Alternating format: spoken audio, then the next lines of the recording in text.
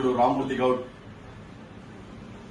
2.5 దశాబ్దాలుగా ప్రజా ఉద్యమాల్లో బీసీ ఉద్యమాల్లో అల్పెరగని పోరాటాలు చేసినటువంటి వ్యక్తి. మన బీసీ జాక్ ఏదైతే బంద్ ఇచ్చిందో ఆ బంద్ లో పాల్గొంటున్న సందర్భంలో పోలీసులు అతి ఉత్సాహం ప్రదర్శించి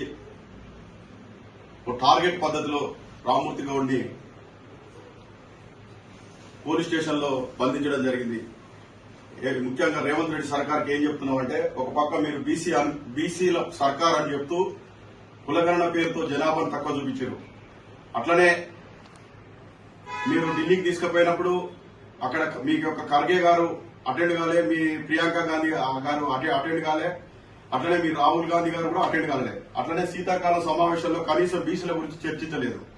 ఒకవైపు బీసీలని అక్రమ అరెస్టుల పేరుతో మోసం చేస్తూ ఇబ్బందులు పెడుతున్నారు. ఖబర్దార్ రేవంత్ రెడ్డి సర్కార్.